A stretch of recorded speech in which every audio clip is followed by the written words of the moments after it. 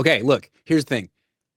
The Niners haven't won a Super Bowl, so there's not as much pressure to like win another one with this core, but they've kept this core together. And I can't help but compare the Niners to the Warriors because it feels like a little bit of a two-timeline situation. Not trying to get younger and cheaper. Warriors tried that. They have Stephen Curry. You have a responsibility to Stephen Curry to make as good of a team right now as you can with him on the books.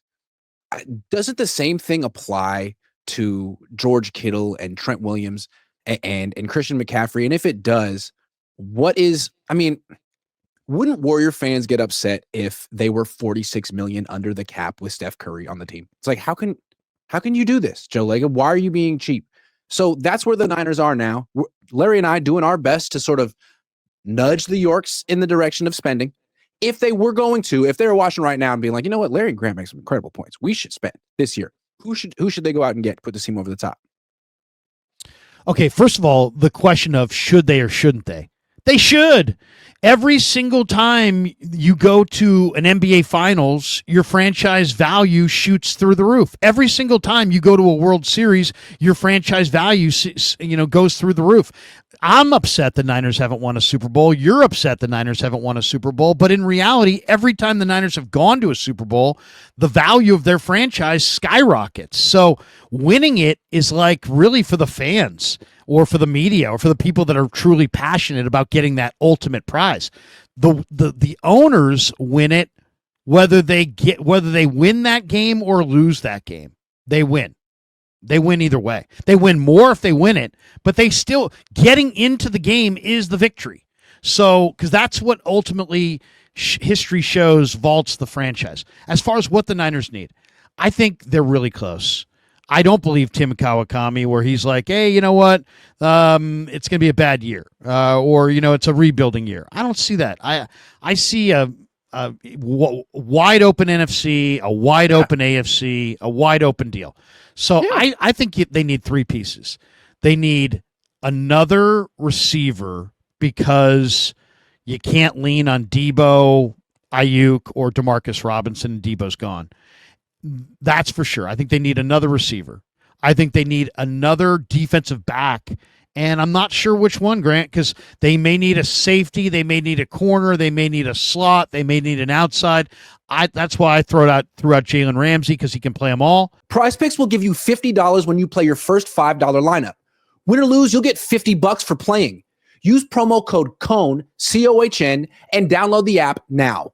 And more than anything, the number one need, even though they've already invested in a lot, they need more defensive line because they need to rush the passer. They got a bunch of young DBs.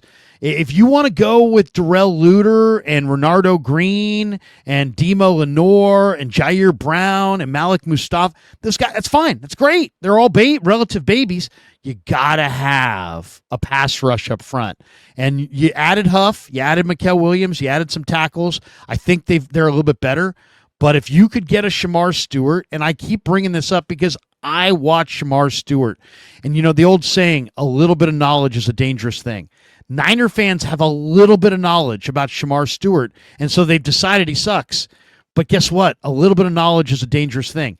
He doesn't have tremendous sack production because they moved him. They played 4-eye, he played 5, he played 3 technique, he played edge. He was all over the place. He led them in pressures. He's awesome against the run. He practiced one day in Mobile, and the scouts were like, "Sit it out. You're set." This guy's a big time player. I think he's significantly better than Mikael Williams. But either way, the Bengals, if they do not sign him or trade him in the next 10 days, they have until the 5th of August. If he's not traded on the 5th of August, they cannot trade him.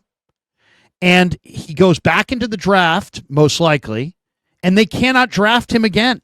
So they're just going to lose him and get nothing for the 17th pick in the first round. So what I'm suggesting is call them every day between now and the 5th and say, here's Robert Beal. Here's a second-round pick. Here's a conditional 27 pick based on how well he does to cover yourself, and send him on over. and you put Shamar Stewart and Mikael Williams on this line with Huff and Bosa, I think then you can get away with Luter and all these young DBs on the back end. Shamar Stewart, I know he didn't have a lot of sacks, but remember this: Danielle Hunter had 4.5 sacks at LSU. Danielle Hunter has 100 career sacks in the NFL. Sack production, it means something. It doesn't mean everything. Yeah, I mean, it just seems like all those guys would be great. If they could get Shamar Stewart, of course. Why would you not? I think you're so close. The Niners have said that, last year was a fluke. They believe that they have a great core. Why would you not? And again, if Lynch says, well, we're going to take some lumps, that implies that there are X number of spots on the field in the starting lineup that they're not very confident about.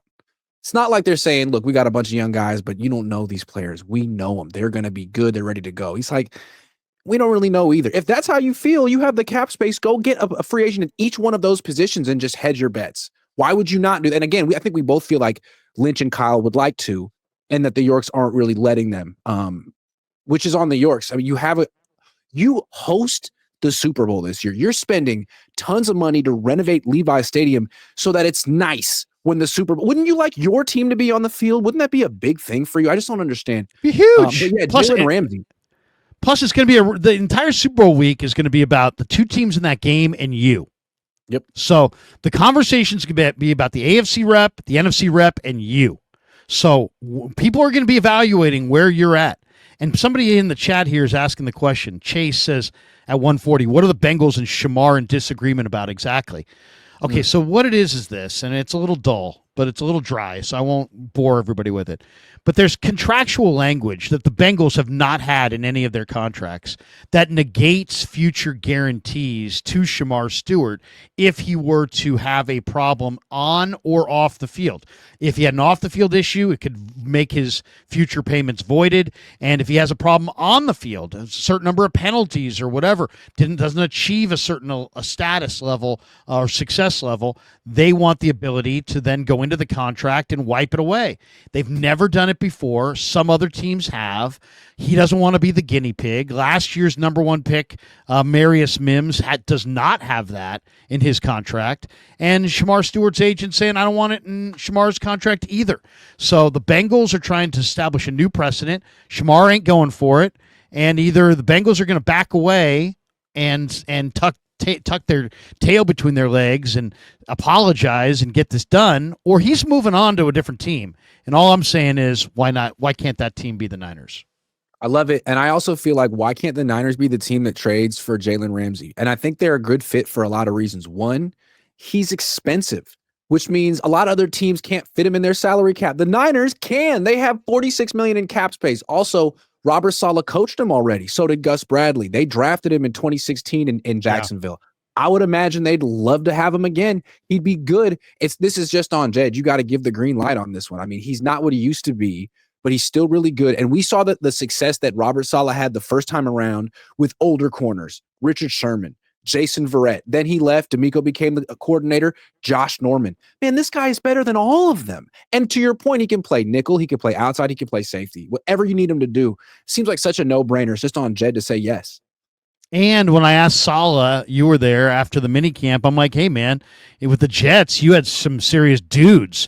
Do you have any dudes here? And he's like, he didn't want to say. Well, believe me, if he had the next Sauce Gardner in this camp, he'd be like, yeah, man, we got this guy. Instead, he's like, let's wait till they put the pads on, because he knows he probably doesn't have dudes like that. And a guy like Ramsey, not only is Ramsey a great player, Ramsey's a smart player.